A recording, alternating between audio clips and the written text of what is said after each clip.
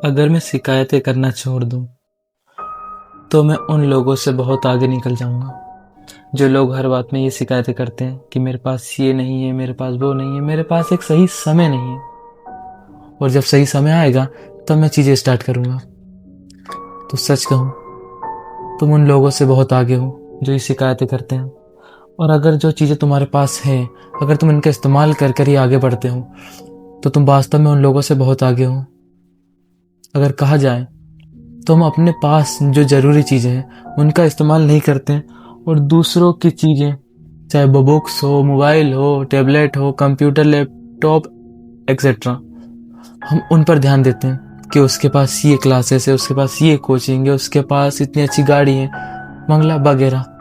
लेकिन हम खुद कर काम करना छोड़ देते हैं और अपने पास की रखी हुई चीज़ों को ध्यान नहीं देते हैं। अगर मैं कहूँ कि ये बुक मेरे पास है, और अगर इससे प्यारी बुक किसी और के पास है, तो मेरा ध्यान उस पर चला जाएगा और मेरे पास रखी हुई इस बुक पर मेरा ध्यान कम जाएगा।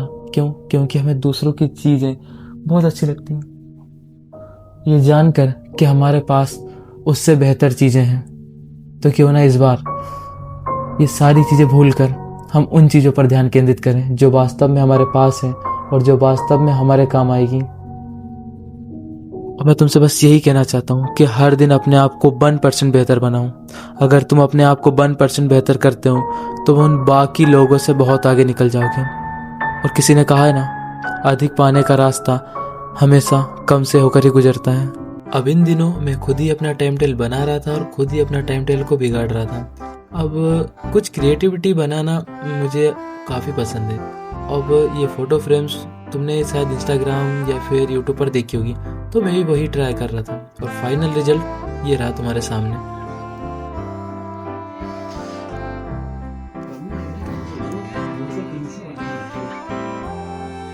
हालांकि कुछ चीज़ें अचानक हो जाती है, पर मैं अपने हर दिन को प्लान करता हूँ और इसी के साथ मैं अपने नेक्स्ट डे को इस तरह प्लान करता हूँ कि ये सारी चीज़ें मेरी कंप्लीट हो जाए, किस समय कंप्लीट हो ये तक। और मुझे अपना रूम क्लीन करना बहुत अच्छा लगता है। जब मेरा रूम क्लीन होता है तो मेरा माइंड भी क्लीन होता है कि मुझे अब अच्छे से पढ़ना है। तो नेक्स्ट डे के लिए मैं अपना रूम क्लीन कर लेता हूँ। सो है गुड मॉर्निंग गाइस। तो सबसे पहले मैं देखता हूँ कि मैं आखिरकार कितने घंटे सोया था। तो मैं 5 घंटे सोया था, तो मैं 5 पर डॉट लगा देता हूँ। पता है तुम्हें और मुझे दोनों को पता है कि सबसे पहले सिलेबस रीड करना कितना ज़रूरी है। चाहे कोई कुछ भी कह दे, तुमसे ना बने, स्टार्टिंग में सारी चीज़ें होंगी। और सिलेबस रीड करना एक इम्पोर्टेंट बात तो होती है। मैंने अधिकांश टॉपरों से सुना है। और अगर मैंने ChatGPT से पूछा कि अगर किसी एग्ज़ाम को निकालना है तो फर्स्ट स्ट्रेटजी क्या होनी चाहिए, मैंने स्ट्रेटजी तो बताई, बट उन्होंने कहा पहले आप उसका सिलेबस रीड करो। और बाकी मैं ChatGPT, जेमिनी या फिर अदर वेबसाइट पर भी गया, तो first of all you should read syllabus.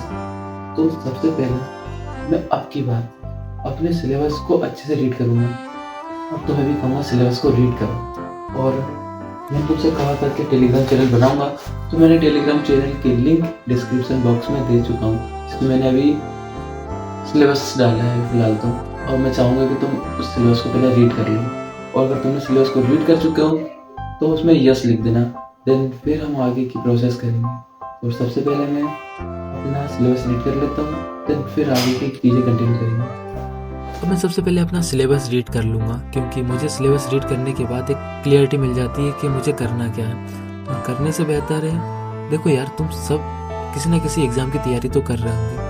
अगर हम बिना किसी तैयारी के कूदें एग्ज़ाम में, तो ऑब्वियसली बात है हमारा बंटा ढार। इसलिए सबसे पहले एग्ज़ाम के पैटर्न को समझना, और एग्ज़ाम के लिए सबसे बेहतरीन काम उसका सिलेबस। आखिरकार हमें पढ़ना क्या और छोड़ना क्या ये तो पता हो। अब ये हमारी कोचिंग स्टार्ट। अब बोर्ड क्लास के बच्चे काफ़ी घबराए हुए होते हैं। जैसे ही जनवरी आता है उनकी सांसें अटक जाती है कि हमारे एग्ज़ाम नज़दीक आने वाले हैं, क्या पढ़ना है, जल्दी पढ़ना है। अब हालांकि ये हमारे साथ तो नहीं होता। अब मैं 3 डायरी मेंटेन करता हूँ। पहली डायरी जिसमें मैं अपना पूरी गलतियाँ लिखता हूँ, दूसरी डायरी जिसमें अपने आप को टास्क देता हूँ, और तीसरी डायरी जिसमें मैं अपने UPSC जर्नी के बारे में लिखता हूँ। अब ये सारी चीज़ें सोचकर मैं अपने पहले टास्क में जुट गया।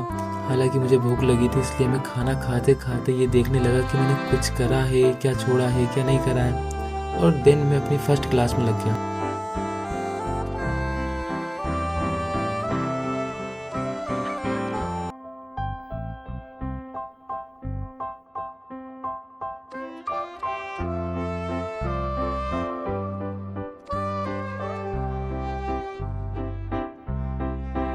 शुरुआत में एक ही जगह बैठकर 3 से 4 घंटे पढ़ना काफ़ी मुश्किल होता है ना।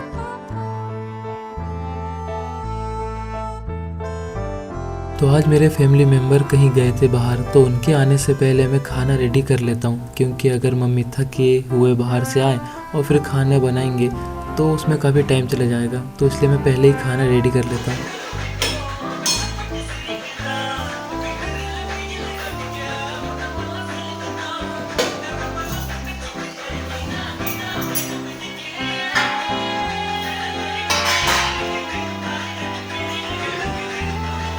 अब मुझे ना तेलुगु सॉन्ग बहुत अच्छे लगते हैं। क्यों पसंद है अब ये मत पूछो। हालांकि मुझे समझ में नहीं आता कि वो तेलुगु सॉन्ग बज क्या रहे हैं, किस तरीके से क्या है, बट सुनने में बहुत अच्छे लगते हैं।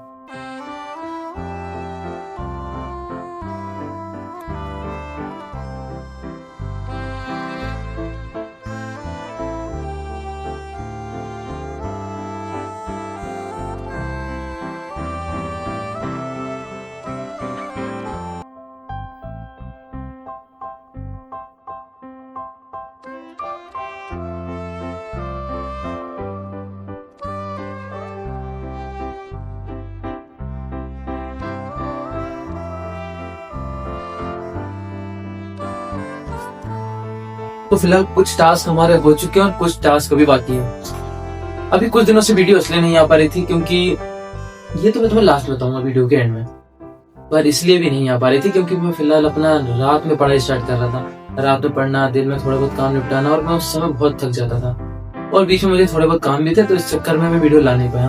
पर अब मैं वीडियो लाता रहूंगा। क्यों? क्योंकि एंड में बताऊंगा तुम्हें। तो अभी फिलहाल द प्रिंस बुक की रीडिंग स्टार्ट करते हैं, क्योंकि सेल्फ हेल्प बुक पढ़ना और नॉवल पढ़ना मुझे बहुत अच्छा लगता है। और ये बुक तो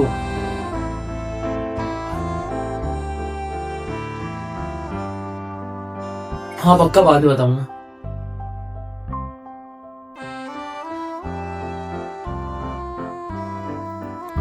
सीरियसली गाइस, तुम अपने ये बल्कि नोट से ज्यादा तुम अपने माइंड मैप बनाओ, क्योंकि माइंड मैप जब रिवाइज करते हो ना, तुम सारी चीज़ों को आसानी समझ पाते हो। जैसे कि मैं बताऊं तो ये मेरे जो बल्कि नोट्स थे, मैंने ये सारे नोट्स लिखे हुए हैं ये पेज भर के, और इनको मैंने सिर्फ इन दो कुछ पेजों में ही कस्टमाइज कर दिया था। जैसे कि अगर तुम्हें समझाऊं, 1707 में औरंगजेब की मृत्यु हो चुकी है, मुगलों का साम्राज्य था वो डाउनफॉल चला गया था। 1750 में मुगल नाम मात्र की शक्ति थे, सांकेतिक शक्ति के रूप में बचे हुए थे। मुगल की सत्ता दिल्ली के आसपास के क्षेत्रों तक सीमित थी। क्षेत्रीय राज्यों का उदय लगा, इन सारे क्षेत्रों का उदय होने लगा। और अगर जो मुझे लगा कि ज़्यादा इंपॉर्टेंट तो मैंने बड़े अंकों में लिख दिया। देन फिर ये सारी चीज़ें, मुगलों का पतन, क्षेत्र राज्यों का उदय, ये सारी चीज़ें एक माइंड मैप के थ्रू कितना आसान हो जाता है।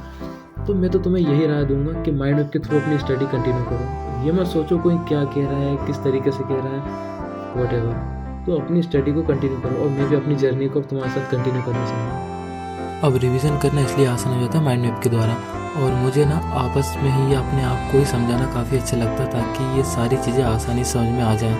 देन इसके बाद मुझे बुक रीडिंग कंप्लीट करना था, तो जो भी कुछ मुझे इम्पोर्टेंट लगता है मैं उस पर मार्कर और पेंसिल से लाइन खींच देता हूँ। शुरुआत में मैंने पेंसिल से का इस्तेमाल इसलिए किया क्योंकि बाद में अगर मुझे कुछ और इम्पोर्टेंट लगा तो मैं उस पर पेन की लाइन, ये सारी लाइनें कर सकता हूँ।